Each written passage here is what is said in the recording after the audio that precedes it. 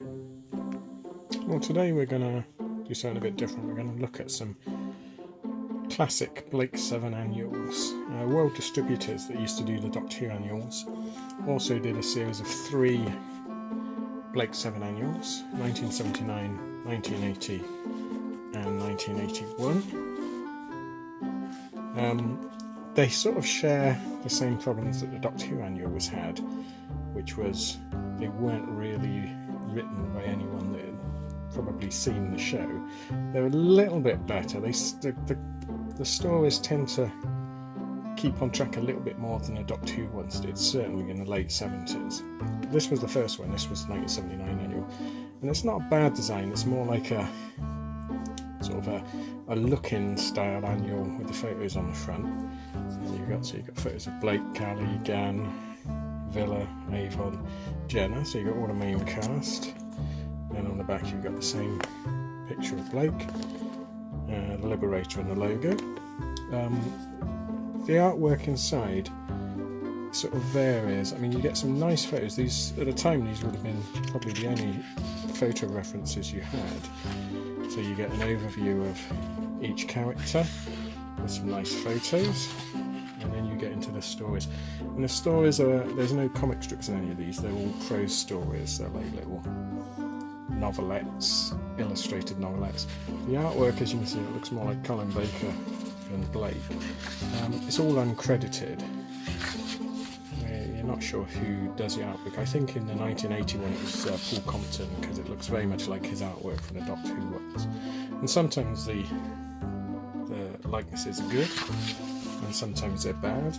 It also suffers from the same thing that Doctor Who annual suffered from, which was the non-program specific facts and features and quizzes, Unusual Alien, which are sort of silly. As we'll see a picture of Blake holding his gun, and they've changed it to Blake holding a thermos flask or something. The stories, they vary, they're very simplistic. A lot of them seem to be, as I'm finding a lot of the TV episodes, where some sort of crystal breaks down and they need to find new crystals. They seem to happen a lot in these books. Stand level on the Liberator. But they're nice souvenirs. It's Gilligan from Gilligan's Island. Like I say, some nice illustrations. And the stories are worth reading. They're sort of the equivalent of fanfiction, the obligatory Ludo game. Actually looks like could be a shot from the show. So they're very nice. They vary in sort of scarcity. I think the 3rd annual seems to be the rarest. Certainly seems to command the most amount of money. This one's funny because you've got Ryan Crouch's Travis, who's grown a beard, sort of suits him, and Silverland has got really long hair, which looks like Carol Vorderman. Nice pursuit ship. Some nice illustrations in this one. Again, like I say, I think this is Paul Compton. It certainly looks like his style of artwork from the Doctor Who annuals. Lots and lots of reference shots been used. It's more of a painted style than a drawn style in this one, where you do get the occasional pen and ink two-tone. Again, lots of factual shenanigans in quizzes, things like that. The stories, I think, are quite good in this 2nd annual.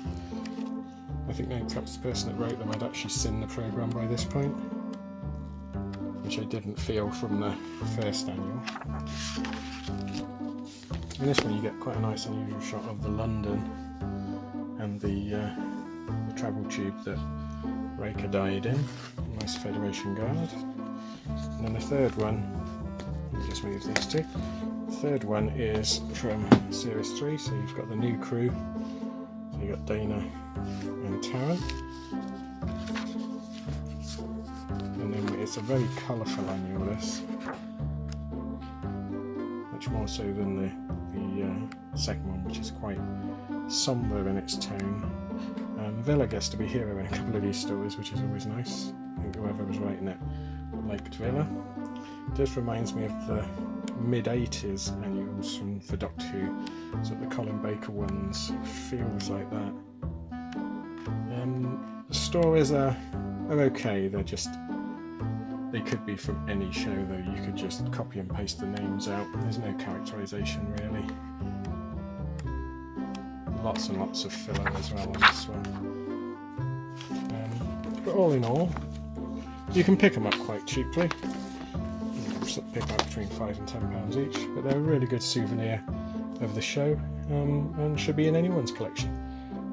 Well, thanks for looking at the annuals, and I'll show you some more of the collection at another time. Thanks then, bye.